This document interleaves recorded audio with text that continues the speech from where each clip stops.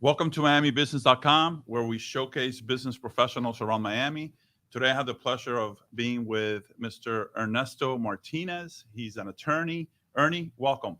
Thank you, Wilson. Thank you for inviting me to your show, and always love to talk to you and discuss all these issues that the community Yeah, has. likewise. So tell us who you are. Who is Ernesto Martinez? Yes, well, I'm an attorney, and I've been doing this for over 30 years. And although I started out in commercial litigation, people fighting, now I'd like to do estate planning, and I used to be a corporate attorney also, so people have the advantage of me dealing with all these issues in my life. So after 30 years, I do probate, I do estate planning. I really enjoy helping people plan for their families and their loved ones. And I always tell people there's no right or wrong answer. It's always about the family and what they want. Yes, absolutely. Keeping them happy, right? Hmm. So tell me. I think we all know what a will is, but coming from a professional, what is your definition of a will, and why should we have it? Well, there's a lot of misunderstanding through the internet, TV shows, even people Google like laws from different states. I always tell people we're under the system, English system. So you basically say what you want in your will for your loved ones. Who do you want to inherit your funds, your money? Also, sometimes more importantly, who do you not want to inherit Yeah, your right. funds and your money? And a lot of people think, oh, the state covers that. Sometimes I find that unintended consequences. People disinherit their kids accidentally. They get remarried. Their new spouse inherits everything. So it's very important to avoid these pitfalls. And you need to consult a good attorney in order to do these things so that I just had a client this morning who asked, "Oh, can I just have anybody witness or whatever?" I said, "No, you have to come to the office. It's not legal unless you follow the formality." From the movies, you have people writing their wills on rocks and so Right. on. We don't allow that. We don't VHS tape or DVD or downloads. You have to physically come into the office. But in many cases, uh, I sit down with them and figure out what is good for them and their families. And today, we also have situations people have multiple marriages, different families, wonderful people. Sometimes they forget that they're stepchildren. I said you have to include them in your will. Uh, Regardless if you leave them something or not. yeah, well, in terms of having them provided for, Okay. and sometimes people forget that because they didn't technically adopt the children, Mhm. but they're part of the family. By the same token, they want to provide for the children generally of their prior marriage and so on. So it can be a little complex. Sometimes Yeah, I I'm need a sure. flow chart and make sure I get it right that who they want to. And you don't get that from just going, to the default by blood. Sometimes it doesn't work out that way. Everybody Mhm. assumes.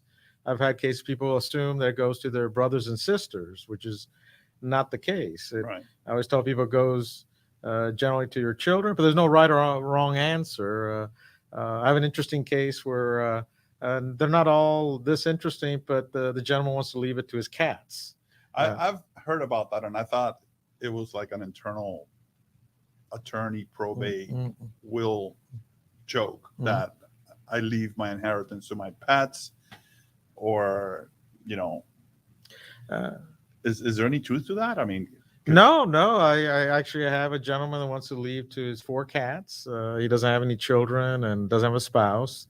So these are his children, and he's very concerned that they will be provided for when he's not so there's like a around. guardianship in the middle of the cat, so to speak. Yeah, well, in this case, it would be a trust. They call it a Okay, pet trust, and that exists. that exists. You can have someone.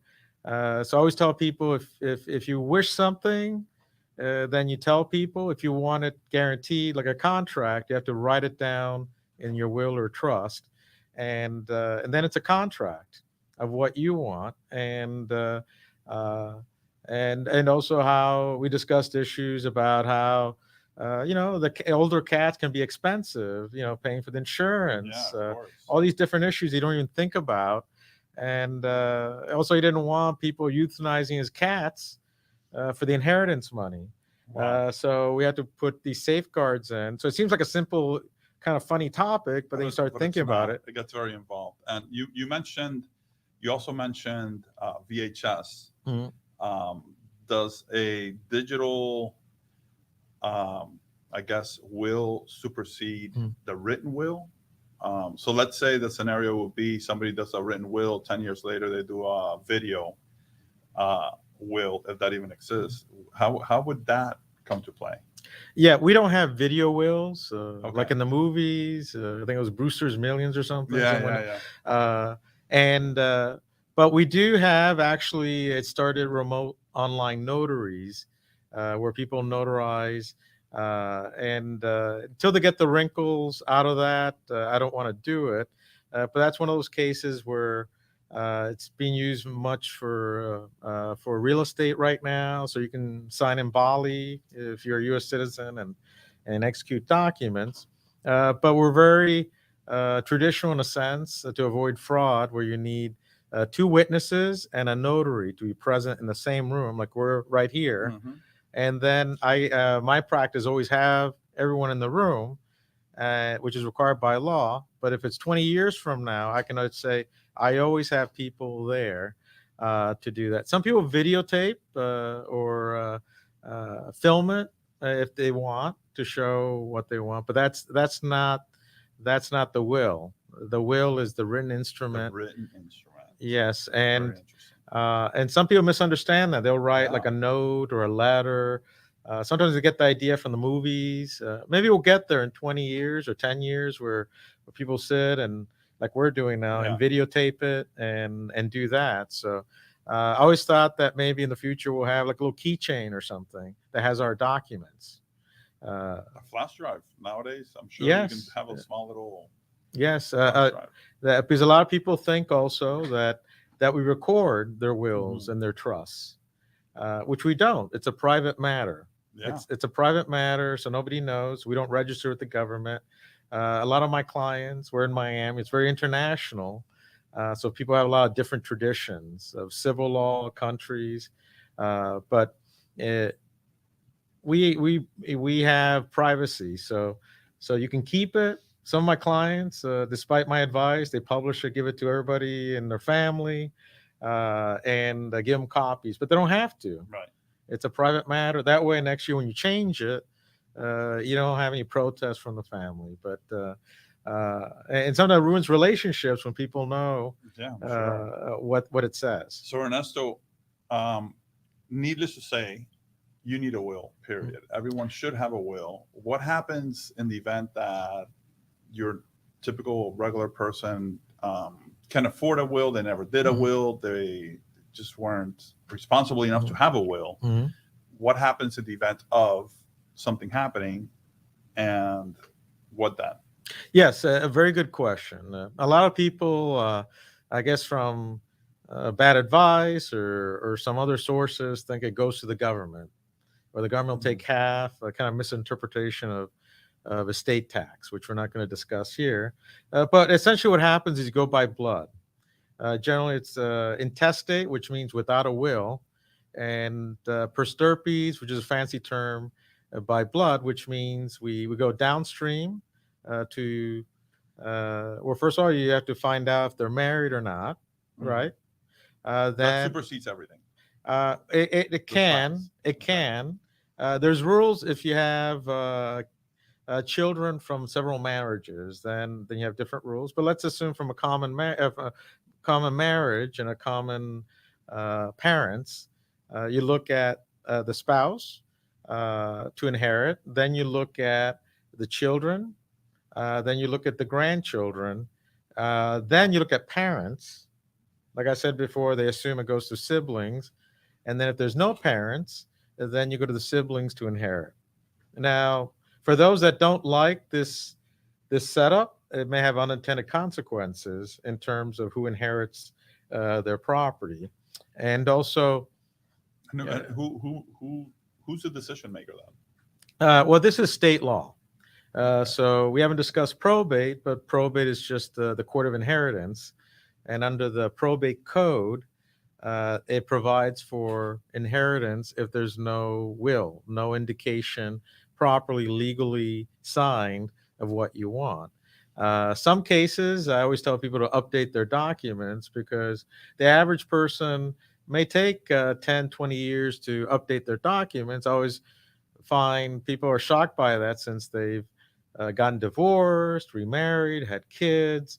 It can be, and also if you have unclear intentions in terms of who you want, it just provides a basis for people to fight later on. Right. So, like I always say, it's not a right or wrong answer. It's just a matter of clarity. So it's safe to assume that it's always best to have a will in order to avoid probate. Is that Yeah. a true statement, or No, no. Okay. All wills go to probate. Like I like to say, Regardless. regardless. So I like to say, not bad wills, not where family members are fighting, where people are suing each other. All wills. So, and most of the time, my clients rely on me to expedite that process. So that the family members are receiving the assets, the funds, the property based on their inheritance, the will, and the will provides for, like we were discussing, Mhm. uh, 90 some percent of all wills are sweetheart wills. Say Right. to my spouse, my husband, wife, uh, or partner, and then it goes to the children. So basically, if my spouse dies, it goes to my children. That's probably the vast majority of them. Right. However, you could say, hey, it goes to my nephews. It goes to the United Way. It could go if your everything cat. to your cat, right? I always say, particularly my clients that come from civil law countries where they have a lot of restrictions on Mhm. who can inherit. Here, if your kids tick you off, you can leave it somewhere else. Leave it to your favorite charity and all that. So, but the vast majority leave it to their kids. I'm an only child. My child is an only child, so there's not much Right. discussion there. But for those that have complex family situations, they want to be clear. But even when it's not complex, people assume it has to be the Kennedy estate Yeah. or something like that. Only for rich people. This is for middle class people, and I find that most of the fighting happens when people are unclear Of in course. terms of their intentions. Communication, right? Yes, communication is the key To everything. to everything. And we won't get Exactly. into that, but yes. So, Ernesto, how does the audience contact you? What's the best way to reach you? And Well, they can get a hold of me through probatecouncil.us. okay, Also, erniemartinez.com. They can get a hold of me. Also, traditionally, my phone number, 305-446-0702. So if they go on my website, they see wonderful people recommended me, my reviews, and so on. They can Google me. I'm in the Coral Gables area, so they can find me one way or another. well, I know that you're a stellar individual. Mm. I've known you for many years now, and you've done stuff for my family actually. So Yes. he's definitely highly recommended, and you're awesome. So we just thank you for being here today. You guys got a comment. And we have a comment that says, Who becomes the lead person if there are multiple family members? Good question. In Florida, for an estate, we call it a personal representative, which in other states they call an executor. And then we also have priorities, preferences. So normally we're looking at a spouse to be the primary. And then let's say if you have 3 children, 3 kids, then we pick someone from there, and then the rest will have to consent. If everybody argues about it, then the judge will decide okay, about that. But Good. normally in the will, you avoid all that fighting by designating your personal representative, which is your executor, your lead person, as the person mentioned it. yeah. So you Awesome. want your leader. Very good. All right. Well, we want to thank you. Thank you for being online. And Ernie, thank you once again for being a part of us. And we look forward to hearing from you again. Thank you.